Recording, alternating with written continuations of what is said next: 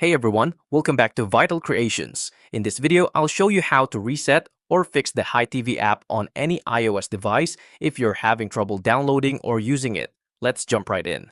First, make sure your HiTV app is up to date. Go to the App Store on your iPhone or iPad, tap the search bar and type in HiTV. If the blue button next to the app says Update instead of Open, tap Update and wait for the app to finish updating.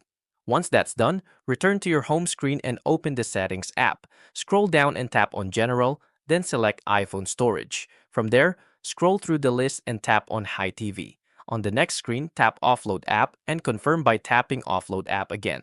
This will remove the app but keep your data, clearing the cache and freeing up space. Once the offload is complete, reinstall the app by tapping Reinstall app from the same screen. After the reinstall finishes, go back to your home screen and launch the HiTV app. It should now be working properly. I really hope this helped. If it did, please like and subscribe and I'll see you in the next one.